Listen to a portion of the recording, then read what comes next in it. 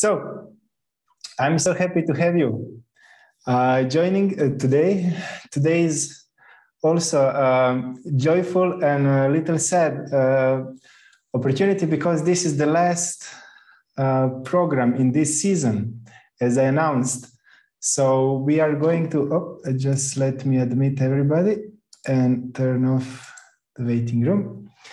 So we are going to have today the wrap up of the whole season that we went through last 6-7 programs.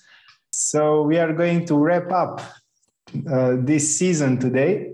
So I will need all of your help to remind ourselves about many things that we are speaking. And I will be also focusing on one important thing that I will be sharing with you. So I'm very happy to see you all joining us. So all of you know what is this program about and how we facilitate it. So please don't hesitate to join, to share about what we were speaking about. So yeah, the main topic of the whole season was purpose, isn't it? So we were speaking about the different aspects, how to find our purpose, how to discover it, and we are going to be speaking today more about it. And we were continuing with this purpose topic from the different programs that you were also participating, many of you, either through the leadership or entrepreneurship or through the volunteering. We were speaking about life call that you most probably remember. We were speaking about different aspects of ourselves and how to find our life call. And one of the three aspects was purpose. So purpose was one important aspect. We didn't focus so much there. So that's why we are focusing here so much about it. And these three aspects of our existence, which were physical, psychological, and spiritual. These are the three aspects. And these were also, life call was also consisted of three of them. So the physical aspects was more about the needs so that we can maintain our body. The psychological was more about our predispositions, talents, passion, and all of these things. And the purpose part was the spiritual one, and also that service that we are doing for the society. So through this Seeking the Essence, we were speaking, why is it so important, to understand these three aspects? Because if we don't take ourselves holistically, if we don't take all of these things in consideration, we may fail in our life. We may go in the wrong direction because we didn't put everything together. And we were speaking and making comparison to today's society, which has ruined climate. So we have so many climate changes, we have so many problems, even though we had a good intention, but still we didn't took everything in consideration. And do you remember how we were comparing these three aspects to the computer? What were the different parts of the computer that were representing these three aspects? The hardware, something that we can touch, was the physical part. Software was that psychological part, and the user, the one who is using all of those things, he is considered the spiritual aspect or the soul. And we were also mentioning one interesting comparison with the mobile phone. I'm using all of these technological examples because I studied electrotechnics. So the mobile phone, if you remember that comparison with Nokia 3310, you remember that old one, which had 3 letters on one button. So in order to write a book on Nokia 3310, it was like, it was a mission impossible. But if you would be writing a book on that mobile phone, you would most probably be very frustrated, isn't it? And you will be saying, wow, who invented this stupid thing to write a book on it? Like, why? Like, he even put 3 letters, at least one letter on one button, like. So we could think about all of these things if we don't understand what for that mobile is being designed for. It's designed for calls and maybe short messages, not for writing a book. So if we don't understand this world, if we don't understand ourselves, we may also totally wrongly use our life for something that it's not designed for. So that's really important thing to take in consideration. That's why it's really important to be seekers and to test the paradigms that we are surrounded with. That's why it's important to understand who we really are and to understand the purpose, to really be able to tackle that properly. So before we continue about reminding ourselves everything that we went through this course, I wanted to introduce one interesting point that we were speaking about, but from the different angles, because this point, who we really are, is essential in everything that we are going to be reminding ourselves about. So who we really are, what is that consciousness? What is that consciousness that perceives everything around us? Who is that?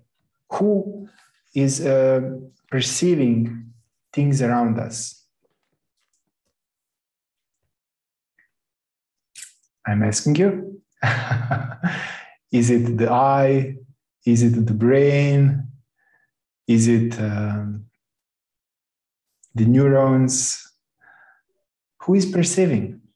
Who is perceiving such a lovely people in front of me, even though digitally, but still, if you would be live, who would be perceiving that? Some program in our head?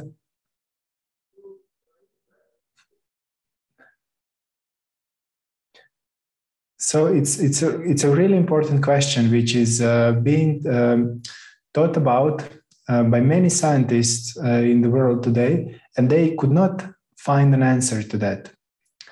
And they could not find an answer also, who is the, we will come to the scientific points of view, but let's say for our perception, when we see who is owning this body, when we say this hand, who this hand is it my hand or is it I hand? Is it, my body or is it I body? Am I this body or is it my body? It's not just a game of words, but it's also how we perceive it. Are we using this body or we are this body? If our hand is cut off, are we less of ourselves? Do we, lose some part of our personality? This is really important to think about. Also, if we are driving a car, if our engine stops, do we lose our personality? Do we lose our character? No, just the engine is not working. So also when somebody leaves the body, when somebody leaves and just, when he dies, they say he left. What does that mean? He left his body. The body is the same, especially in clinical deaths. The same chemistry, the same organs, the same thing, even if it's not broken and just doesn't function anymore. Who left? What is that? What is that consciousness? Okay, I see Katya also joining. Welcome. And our body is also changing constantly. It's constantly changing. So many cells of our body are changing. We have in 2 weeks, our complete body changes. Neurons are the last ones, but even in 7 years, everything changes. So it's really amazing, but who stays the same? Who is that stays the same? This is a really important question. And even if we look at it from the different perspective, we look that this body is a bunch of chemicals. They even counted how much is the cost of all of the chemicals that's inside of our body. So we have a price a real price that we can put on a market. We put all the chemicals down to its essence. Do you know how much we worth if we look ourselves as this body? It's 27 euro. So it's really funny. It's really funny, but the combination and everything behind that makes our life amazing. Also, if you see computer, all the elements, but how they are put together and all the software and all the intelligence that's behind that, that makes it worth. So we are worth more than $1 million when we look the real worth of it, because we cannot create it from nothing. But this is our perception. It's really important, but this is our perception. But let's see scientific perception, because in magazine Science, they put like 125 topics that they could not solve. Second most important one was how the consciousness manifests from matter. They cannot understand that. From something that's unconscious, how consciousness can manifest. It's impossible to answer. The first question, the number one, is where from does the all elements in the universe come from? It's even more difficult question. But the second one is, how consciousness manifests from matter. And there is different hypotheses that they could not answer. Like, how can unconscious brain cells produce consciousness? How is it possible? How, like when we see a rose, then sun just goes on the rose and just goes in our retina, in our eye, converts it in electrical impulses, which goes in our brain, and something happens there. But how does the emotions come out? How does our consciousness, how does it, how does that manifest? For them, that's impossible to answer, because this is totally two different things. Consciousness cannot manifest from that matter. It's like that we say that time manifests from the clock. And this is like comparison. Clock represents time. And we can track time by clock, but it's not that time manifests from clock. It's also not that consciousness manifests through the matter. It can go through it. It's interesting.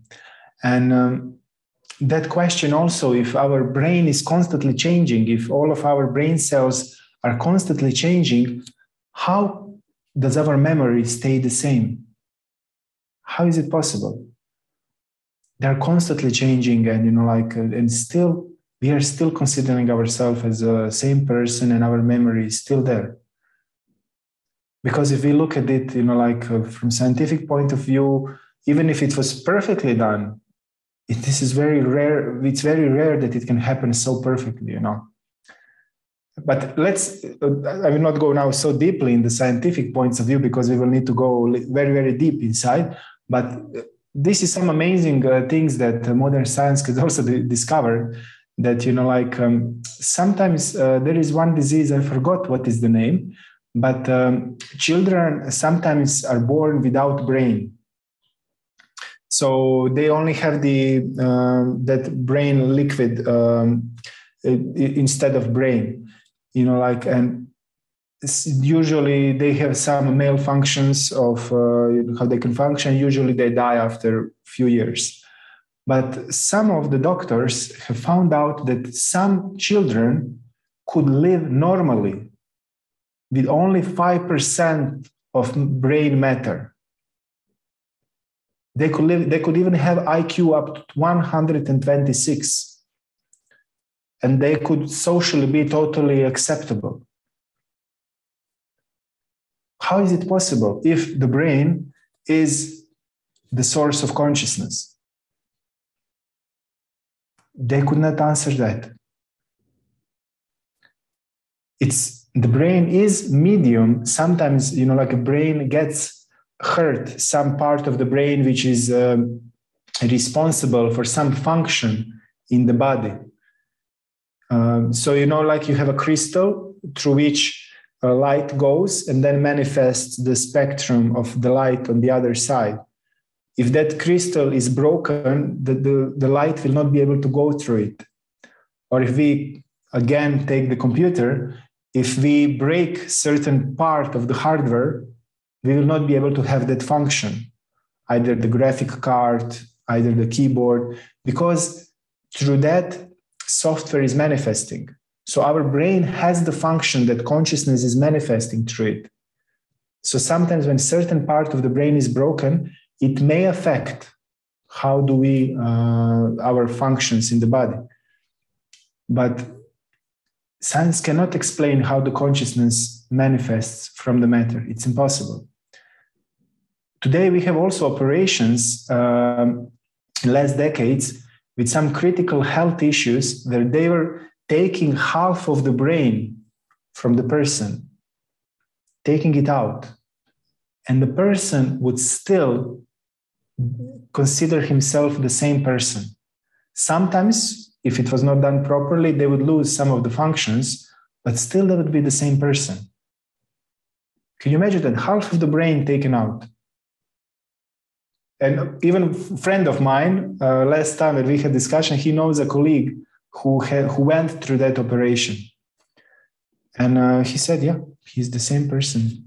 He has some, disadvantage in a movement or something like that, but he's the same person, So the consciousness is the same. Maybe the hardware was, dysfunctioning a little bit, but he's still the same person. So, yeah. And one also important part that scientists could not answer, if the brain is the source of the consciousness, how, by the conscious endeavor, we can heal and change the brain. That's called neuroplasticity. It's a feature that by our consciousness, by our free will, we can change the brain and cure some uncurable diseases. So if the brain is source of the consciousness, how then can consciousness heal the brain? This is also they cannot understand. So there is, science cannot answer that. They still didn't found what is the source of consciousness. They're still trying to figure out the brain, which is very delicate and complex matter, but they cannot understand what is the source of that consciousness. And this is what we were speaking before, that the consciousness of that, we are calling it soul. It can be called in different ways, but we are calling it soul. And because our limited perception, we cannot see it, because it's not material, it's spiritual, because we have limited senses. We were talking that also in one of our discussions, if you remember, about limitations of our senses and how they affect our reality. Because we can only see a little spectrum, only hear a little frequency spectrum also, and only touch things that are near us. So we are very limited with our senses. And in order to understand some of those truths, we need to approach a different source of knowledge that is not being developed through the science, which is just using the sensory perception and maybe some, theories, which is trying to prove or not. So that's why we were also going in some ancient traditions, which were like explaining us what is the source of the consciousness, what is the nature of that source of that soul. And we were speaking about these three aspects that the soul has, that it's Sat, Chit, and Ananda, that it's eternal, that it's inquisitive, wants to understand, and that it's searching for a bliss, for a happiness. We're speaking about such things. And now we are going to come again on one of our topics that we were speaking about. Until now, we were speaking about the purpose, and we were speaking about who we really are, the nature of our existence. These were the first two topics. And then the third one was about unlimited happiness, if you remember. So if we look, we are all seeking for happiness. All of us, everything that we try to do in life, we are trying to seek for happiness, and we are trying to find it in a different ways. So we're speaking about different sources of happiness. It may be, physical, like some physical pleasure. It may be psychological, and it may be spiritual. But we came to one point. What is the deepest happiness that we could experience, that we are all searching for? Do you remember that?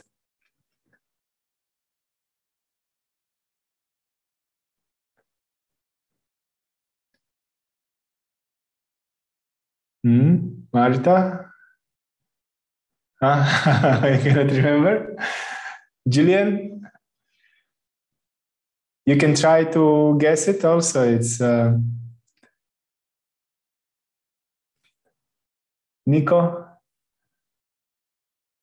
That discussion about lust or love? Lust of love, yeah. It was about love. Love is the thing that we are searching for.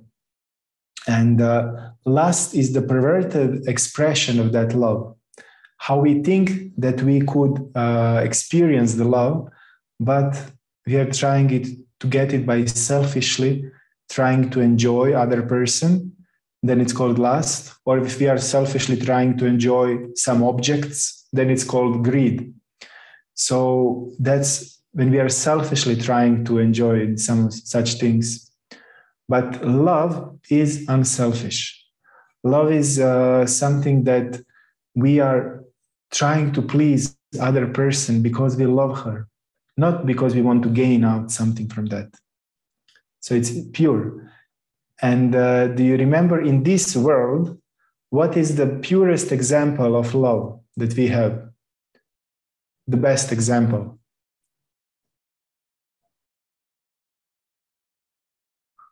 Difficult question? The mother and the baby, maybe. The motherly love, yes. How mother loves her baby. Because mother tries to sacrifice everything in order for the child. Still, it's not totally pure because she's looking at it as an extension of herself and wants to enjoy also through that. But it's the most purest way of love that we can see in this world. But what is the pure? Who can express that pure love? Who is expressing that pure love all the time towards us?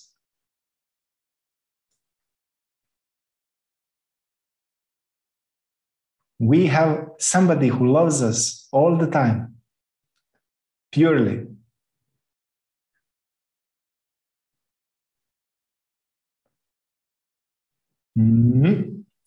Nature, the planet and nature, but not really with the storms. Thank you for a good guess. And the floods.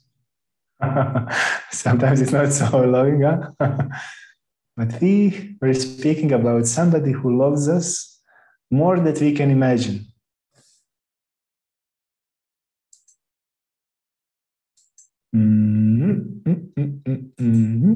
It has to do with something spiritual. Yes, we were mentioning concept of God. Thank you, Frank, for listening carefully.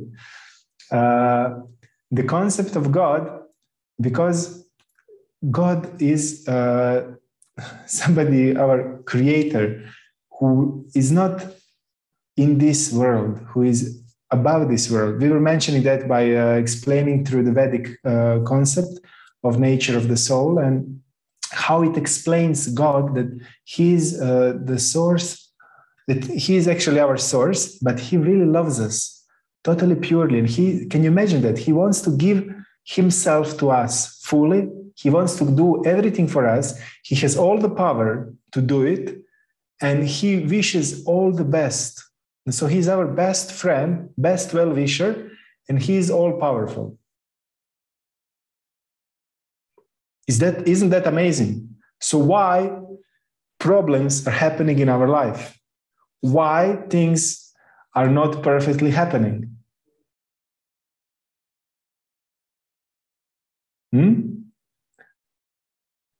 That was also one of the discussions. We were also mentioning that rabbin, which was asking the question, why do bad things happen to good people? Why, if God is all powerful and all good, why then the bad things are happening to good people? Karma. Thank you, Marta. Because there are laws in this nature through which we are learning and growing, through which we are experiencing different things which are going to help us to grow. And because we want to selfishly enjoy in this world, that's why we are under these laws. Because we want to be separated from God, we wanted to go in this world to enjoy on our own. So in order, because we selfishly try to enjoy different things, we are having also a school of life, which is teaching us how to become a better person, how to enjoy properly, how to enjoy not to harm others, how to enjoy properly that we can benefit others and that we can also benefit ourselves more. Like in a state, you have this traffic light. Traffic light is not there to stop our freedom.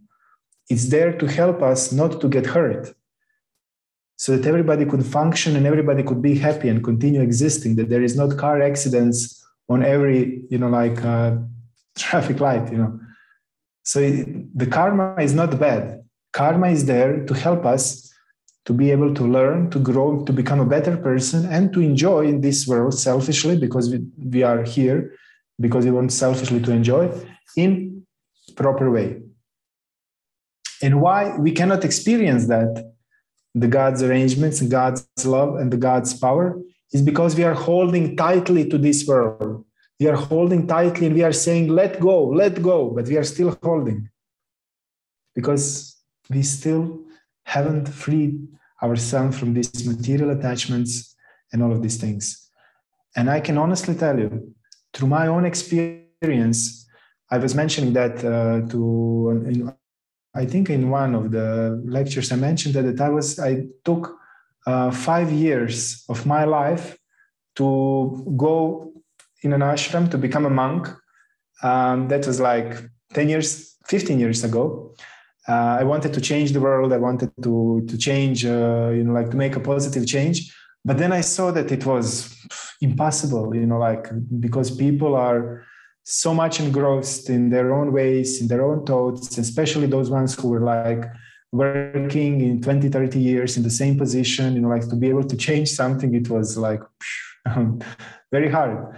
And then I understood that in order to be able to make a change in the world, first I need to change myself. And I started to investigate, I started to search, started to work on myself.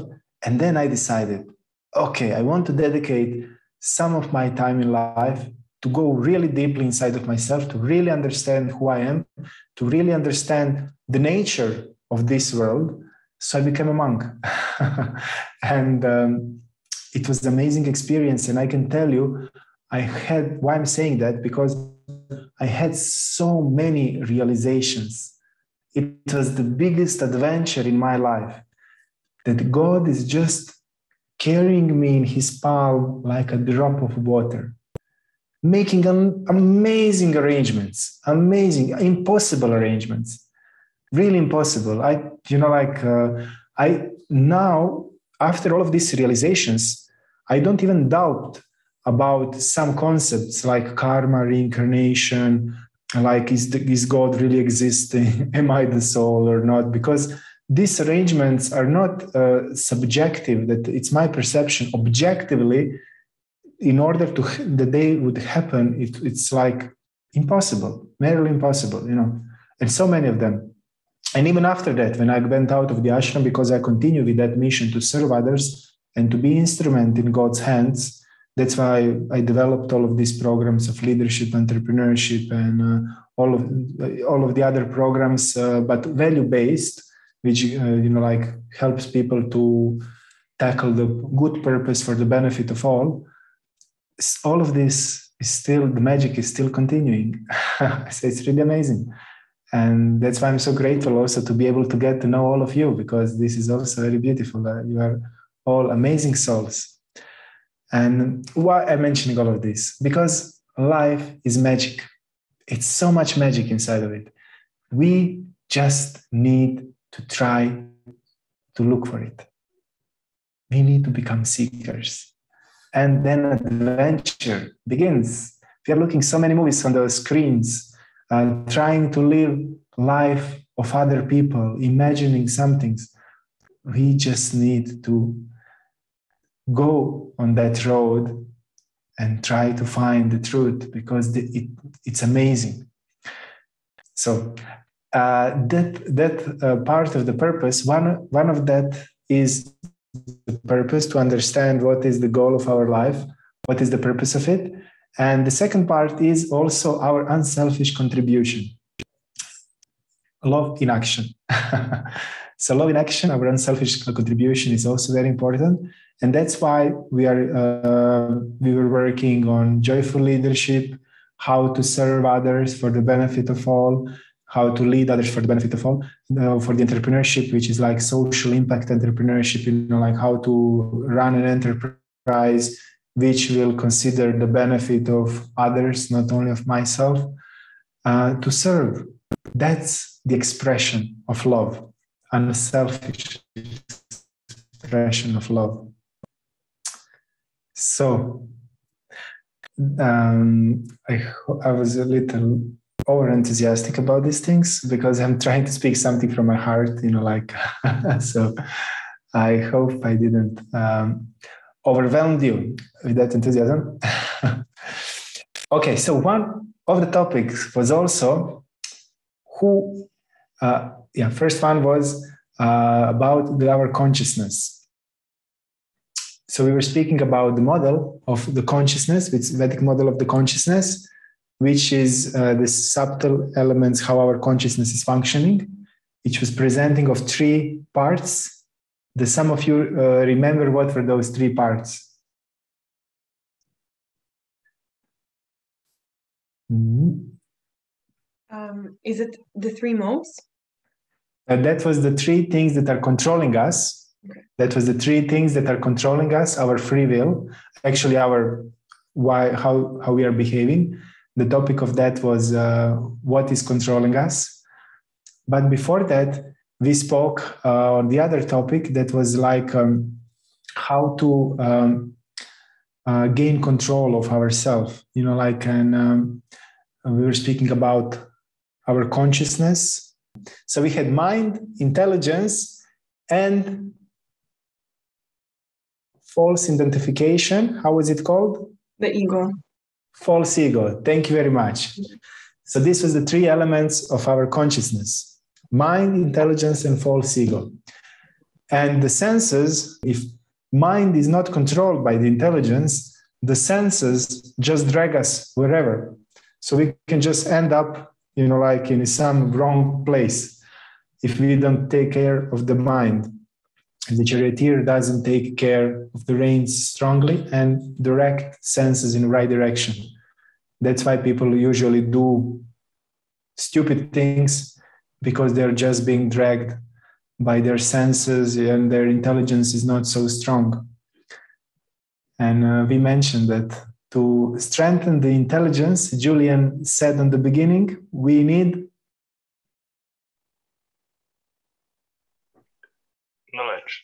knowledge. Thank you. To sharpen the intelligence, because by the knowledge, then we can understand how to control the mind, and we can have enough informations to be able, to hold it. And when we are speaking about intelligence, we were also mentioning the 4 types of intelligence. That was we had first class intelligence, second class, third class, and fourth class intelligence. The first class was the one who just heard that the fire is burning, and he didn't want to put his hand in the fire, because he understood, by knowledge, that, he should not put his hand in the fire. The second class intelligence, he heard that fire burns, but he still didn't believe it. So he needed to see somebody being burned by the fire in order to say, okay, I will not put my hand in the fire. The third class was that he heard that fire burns. He saw somebody being burned, but he still didn't believe it. He said, oh, not me, no. And he put his hand in the fire and he was burned and he said, okay, not anymore. And the fourth class intelligence was, he heard that fire burns. He saw somebody being burned. He was burned by himself, but still he said, but this time it won't. He again put hand, again get burned, and again and again and again. And it usually happens to us in many cases, that we need to hit our head in the wall and again and again and again, and we don't learn. So, but why we don't learn? What is controlling us? That was that discussion that Nina guessed before.